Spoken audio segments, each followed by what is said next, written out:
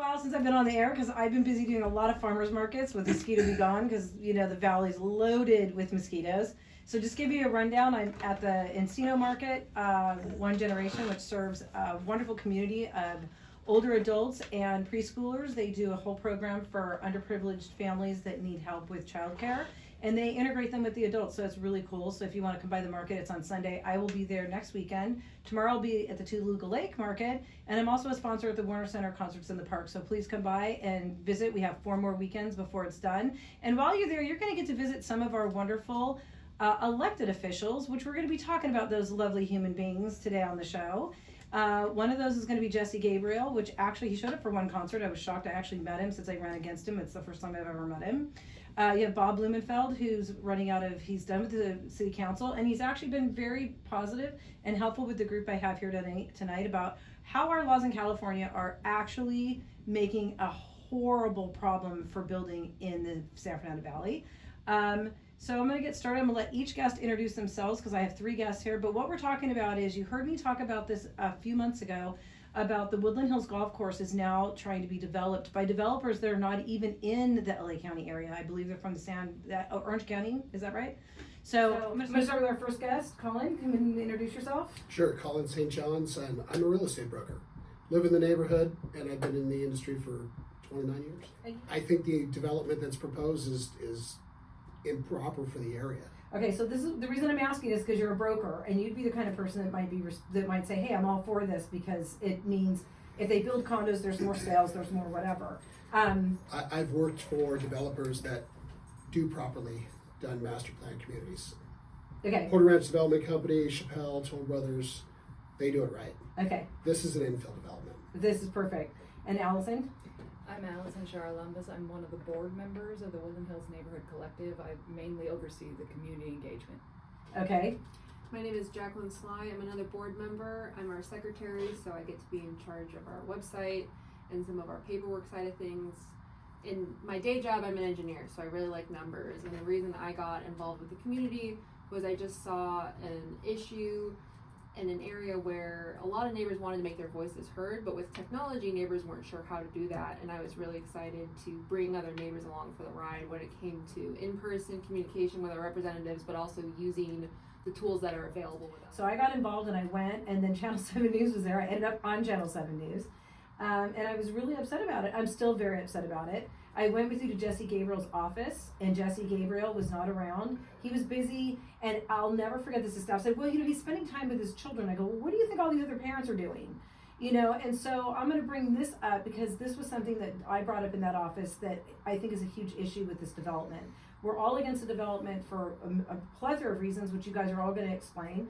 For me, as somebody that lives a mile from it, it's not even a whole mile from where I live. It's 93 acres. 93 acres. Okay, I'm off by 3. They want to develop the first 20 acres. That's right. phase 1, and subsequent phases have not been disclosed. We have no idea what that may look like. Well, I mean, I brought it up in Jesse Gabriel's office. I said, "What are you going to do with the kids?" Because they're saying low cost housing, but aren't they saying like 3,500 livable units that's mixed use? 200 3-level PUD type. Explain what PUD is. It's going to be like probably like a 0 lot line townhome. Okay. They're calling them single family residences, but they're essentially just townhomes. Okay. They build detached product like this up in Porter Ranch, or did build product like that. I think the exact numbers are 398 units, Correct. 95 affordable housing, and 30-ish of those are for seniors. You don't know what's going to happen with the other 70 acres. Okay, maybe that's why someone had said they'll end up with 3,500. Maybe that's where I heard. Well, there's another 3,500 going into Warner Center. I mean, we don't have a housing shortage. No, no, we don't. So one of the things I brought up is you've got low cost housing. Let's say 200 apartments, low cost housing. Okay, so some of those people have vehicles, some of them don't. They're getting in there because they have children. Usually you're not putting people in low cost housing. There's going to be 1,000 without cars. Children. Huh? There's going to be 1,000 cars. This is LA. Everybody has. It's a commuter city. There's going to be 1,000 cars there, which is but going to hold put on, 2,000 I'm giving them the benefit trips. of the doubt, Collin. Hold on 1 second. So if they just say not everybody has a car, one, there's no bus route, which I want to talk about that because I have a whole idea of what I think they're going to do. But where are they going to school? I was the one that came up with. I don't even have kids. I have no skin in this game when it comes to kids. Serenia would be their residence. Right, but Serenia doesn't have any room for more kids. They're at capacity, and if they're not at capacity and they're short, they're not gonna be short. Yeah, that's out of the district, so Woodland Hills Elementary wouldn't be able to take them. They'd be in district for Serenia, and a teacher brought that up recently at our 629 meeting, which was, has the school been informed that they'd be impacted by this? Well, not only are they gonna be impacted, they're gonna have to build another school. I mean, that school was built in what, the 60s and 70s or 50s? 50s, 60s, somewhere in that age range. I think they still have some buildings were the temporary building that's been temporary for 25 years. If there's a fire, or better yet, a flood or an earthquake, there's no getting all those people out just in those 20 acres. Just in the 20 acres, you're not getting those people out. Ingress and egress for fire is a massive issue. I brought this up when we initially started talking about it. There are 650 homes just in the southeast quadrant behind the club. 650. So There's one way in and one way out off of Dumetz. Right. And one way in and one way out off of Canoga. And that the entire valley is actually a watershed. And there's a water storage. And the more we have less water coming in, the more likely we are to have sinkage on streets. So we've seen that some in the city and whatnot. And so my thing was that if the water's not being absorbed by the golf course and that they cement it over, then what do we have? We have flooding north of the golf course before Ventura. And a lot of people look at us and they go, oh, you're in Woodland Hills, you guys have money, you live in the hills. No. When was your house built, Allison? 53. Mine was built in 52. Collin? 64. 64. What about you, Jackie? I think early 60s as well, and it's been a very charming and But very I've difficult house. But I've sold homes in the Girard Tract, as you know, going back to the 1920s. Right. It's high density. We are high density in the mountains. High density. Yes, and when you go up Canoga past Dumetz, Yep. and you go up that area, that becomes almost a single lane street when you get to the top. Yeah. Yeah, some of the streets are only 9 feet wide. There are great maps that show just the amount of restricted road space. And for everyone who's at a different part of town, it's like a bowl with the golf course as the center of the bowl, but all the roads are kind of creating this canyon. And as you're going up those canyon walls, they're just getting more and more densely packed. They're more narrow. The roads are narrow, the houses are closer together, and so you're not getting these wide roads that folks imagine as being a core criteria to having infill. I want to do a video. I just want to drive through with a video. We got video. And put that up and just go, this is what they want to do. Well, the Channel 5 news guy, he couldn't even turn the van around when he went up Escobedo. He told me, he says, we got lost back there and it got scary. Yeah. The bills that are coming through, because you don't think it's a big deal, but this is what's happening in Woodland Hills, and it's coming to a town near you in LA County. So go ahead with 2011 and explain what it is and how they slipped through on that 78-foot wide public corridor, whatever it is. Excellent. So AB 2011 is the ministerial approval to get eligible housing on commercial corridors.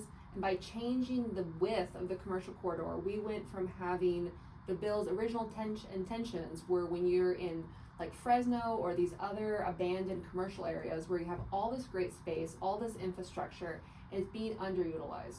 So they were really envisioning all these underutilized commercial spaces that would be converted into like an old office building or something that's sitting on like Ventura Boulevard, but only in Fresno.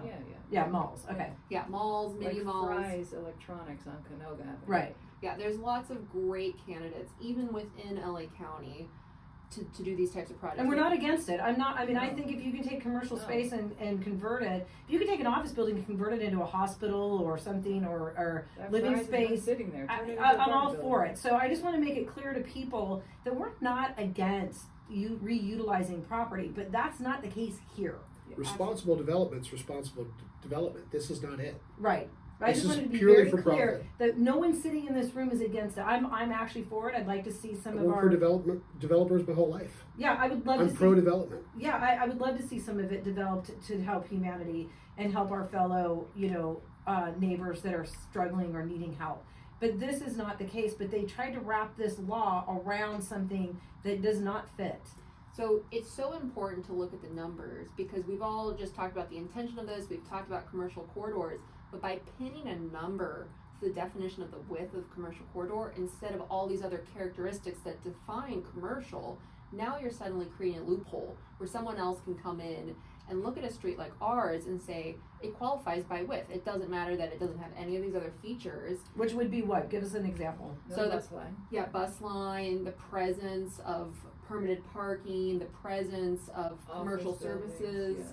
Yeah, lots of things that shopping. Well, doesn't this want to include a mixed-use building of shopping and living quarters on 20 acres, or no? They do want to use mixed use, but that's what they're adding in. In order to have any project, it already needs to start as commercial in order to qualify for the ministerial approval. So ministerial approval, that is what AB 2011 seeks, gives them a checklist that is by right approval. So instead of having environmental review or community input or a sit down to talk about the infrastructure, you're just having to go through a checklist and say, does this qualify or does it not qualify? It's the fast track. Ministerial. So they're fast. So 2011, AB 2011 was a fast track, and it got pushed through because it had such great quality and great building specs. The problem is, and I think what Stern is trying to unwind or add an amendment to it, is that it couldn't be used on something that's not already developed.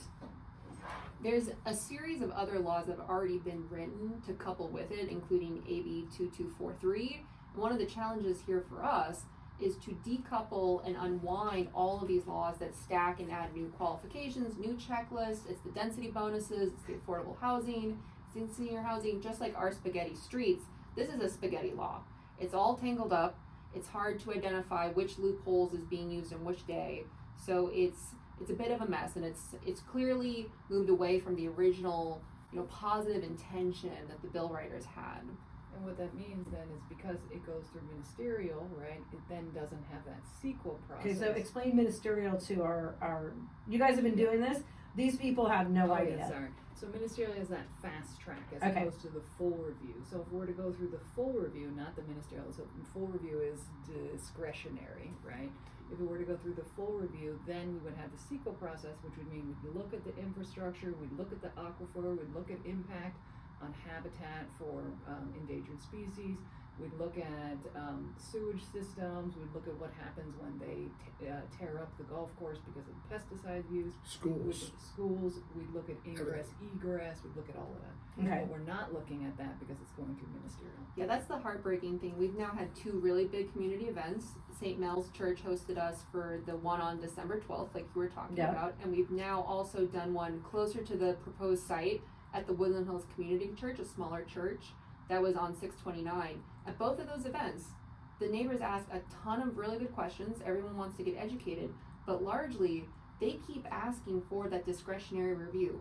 What about this? Because you can't have speed bumps on Canoga. No, I also looked into speed bumps on Canoga because I live right next to a stop sign that everyone runs constantly. I have the same problem. 50 feet from the proposed exit of the development. 50 feet. Yeah. 50 feet. So while there's pros and cons to the speed bumps, I wanted to put in an application so it was registered as an issue. But I was blocked from even applying to have a speed bump considered because Canoga is redundant to Topanga, the street that becomes a highway and goes through the canyon as a fire access road. So redundancy, for anyone who's not familiar with that term, I use it at work from an engineering perspective. It just means a backup. So when we're talking about fire access, especially in the hills, because streets will quickly become either inaccessible because of the changing wind patterns or the spread of the fire or trees going down, you always want a backup plan. And so our element of Canoga cannot have a speed bump added to it because it, while it is a small road, is the backup to Topanga Highway for access into the mountains. That's how close we are to the mountains. Woodland Hills goes up into the Santa Monica Mountain Range, and that then becomes the Topanga Canyon that everyone knows and loves. And so when we're talking about this area, that's how high our fire risk is, and it's something everyone knows intimately. And it's that. Well, that's the other thing is how are they going to insure this building? But let's traverse from what you had to say because you, Collins, you're like SP79. You've just got You got to watch out for that one. You're People just like even- huge on this one. well, You're like people- turning people- red over well, here. people don't know because it just passed and it's effective now July 1st forward. And July 1st, as in it's already in effect. it's already in effect now. And everybody who essentially lives along the orange line from Chatsworth to North Hollywood is going to see their neighborhood change over the next 10 to 20 years. And so what is you can go up to 9 stories on SB79 if you are near a transit hub. Up to 9 stories. for residential use. So picture this. Does everybody know where Sunrise Little League is over on Winnetka and Victory? Yes. Okay, you know the nice little Yeah. neighborhood right behind it and that splits Winnetka and Woodland Hills? Yeah. Mm-hmm. Imagine those homes being toppled, and people putting 9 stories up next to regular single-family residential homes. You lose all your privacy in your backyard. It just doesn't exist. How about you'll never get even sunlight? You won't get any sunlight, but There's so much to learn. Or So live in flat suburbia. Yeah. Which we don't live in. in December, we handed out at the event on December 12th, we handed out a 1-page term sheet because everyone wants to learn about these new laws. We defined terms. By the event that we had in January on the 29th, the term sheet was 4 pages. yeah. Because there's so much to uncover and learn. So Now what you can add a 5th page with parkways. Absolutely. And bike lanes. Exactly. What you're reminding me though is part of one of the integral issues here is the specific plan, right? When you're talking about all of these band-aids, if this happens, we're gonna have to mitigate this. If this happens, we're gonna have to mitigate that. That's not the way that we're supposed to deal with these infrastructure issues, right? No. There's a specific plan written for our neighborhood that this would Gerard work Track around. specific plans. The Gerard Track specific plan, and it's because it's the bounding of that bowl. Specific plans are sought out after for neighborhoods that are defined by a boundary, and It's the ours whole is a reason why they have geographic neighborhood boundary. planning. Exactly. Well, this is the idea of 398 units, 800 plus cars coming out of that exit that's 70 feet wide, but then everybody else at the 45 or narrower, more north or south of Canoga coming down are going to get plugged up by that. And then, of course, fire is always conflagrated by wind, right? So tree branches falling, and when the streets are narrow, 45 feet or even 9 feet wide, a tree branch comes down, we can't evacuate. Can't evacuate. I can't get down my street when a pre-branch comes Yeah. down. Well, when we had those high winds during the Palisades fire, I mean, people forget. But an arsonist was Right. caught at Arcos and Alatar with a map Yes, gas I have. torch, That's around the corner. right? And I'll be like, I walk my dog. the neighbors pounced on the Horrible. guy and held him. But I mean, if they weren't there to save him, Yeah, that whole side would have gone up like that, because of the wind. and it would have It would have come down to my house. you wouldn't have even known it was coming. And it took out the neighbor across the street's house.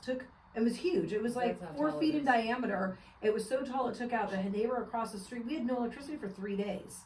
So how do you get out of a street like yours on Canoga or one of those spaghetti streets when you have 800 cars that are all trying to get to work You at the don't. same time? You don't. You die. Yeah, from the video that we were able to release today, we pulled some footage from the coverage of the Palisades that had literal bulldozers were brought in to clear the abandoned cars. Right. Because that traffic jam, depending on if you left right away, as soon as there was an alert, and if you left 45 minutes later, it could be an additional 4 hours of waiting. People abandoned their cars, they took their keys with them, and the city had to bring in bulldozers. And in these canyon roads, there's no place to put the vehicles. There's And the difference ingress in- and egress over there is It's wide. far That superior was to 6 anything that we've cars got. Wide. Yeah, anything that we've got. It's not even close. Yeah. And they were running out of their cars. Ours is not 6 cars wide. So now you guys have something coming up on the 21st of August, I think it is.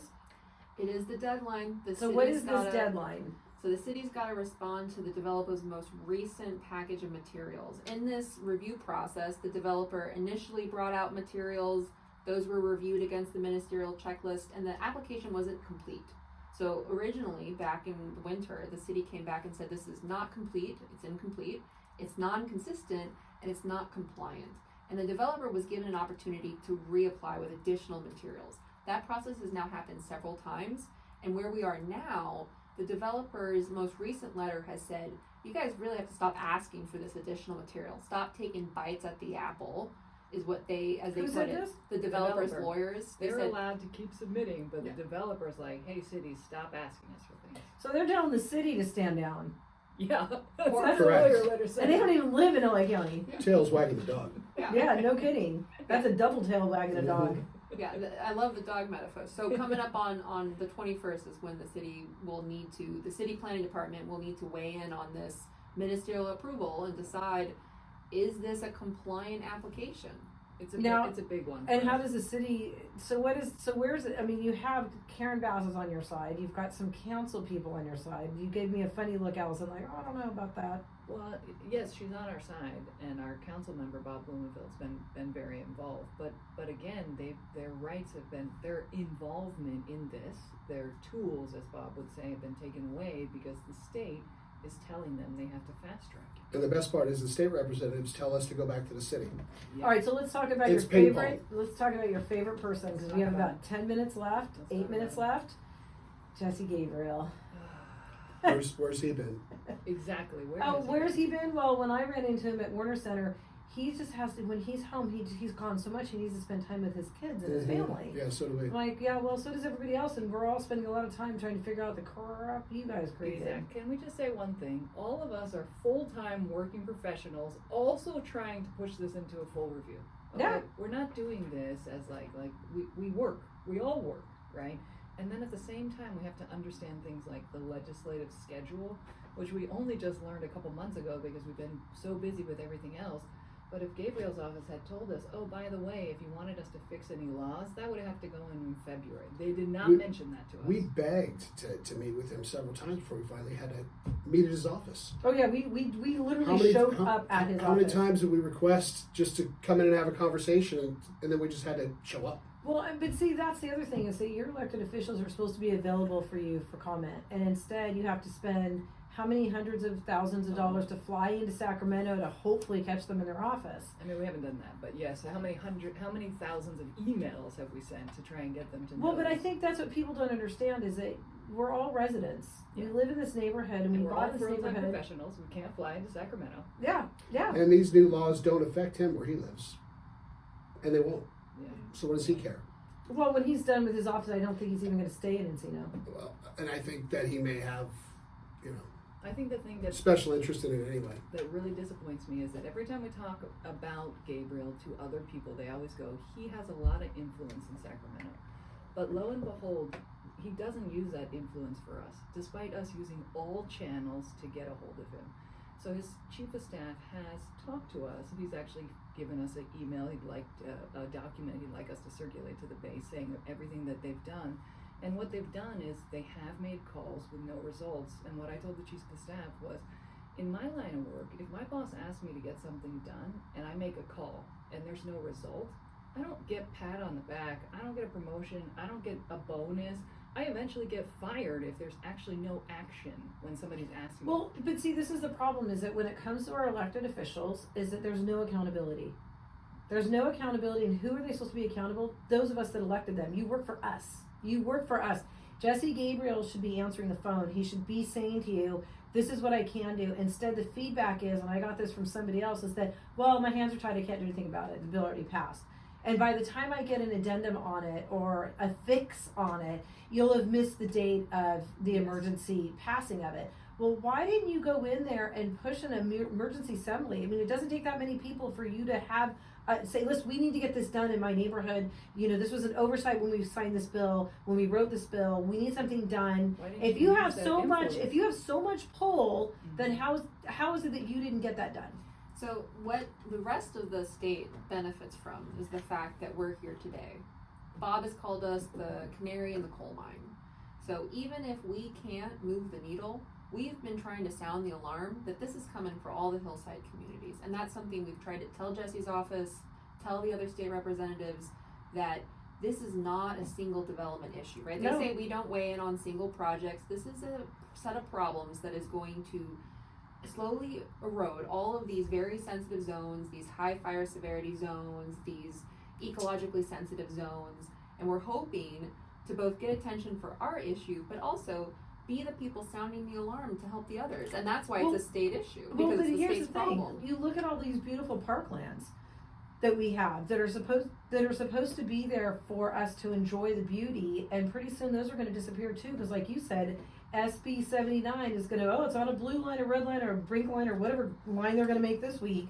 And now they're going to be able to take that park and go, well, we need it for housing, for people that don't have cars. Well, that was a quick hour. I was so grateful to have you guys. We'll bring you guys back. Are you guys willing to come back and talk about your success on this? Because I think there'll be success. I just don't see failure happening. We really hope so. Go to whneighbors.com. Please follow us, watch that video, join our mailing list to stay up to date. Follow you on YouTube, follow you on Instagram, and it is Woodland Hills. Woodland Hills, whneighbors.com. And what's our YouTube? Yeah, our YouTube is at Woodland Hills Neighbors, and then our other social media handles are WHN Collective. Okay. And Right. we welcome all the hillside communities to join and follow along. Any We community don't- actually, because even if you're in the flats, this could happen to you too. I mean, Well, it's gonna honestly, affect your It's going to with insurance. SB 79. Yeah. Yeah. Affect your insurance. Yeah, All right, we'll come back guys. to talk Thank about you so much. insurance. We're going to see you next week. Thanks, Have a Jeffi. great Appreciate it. weekend, Thanks, Jeffi. and we'll see you next week. Yeah.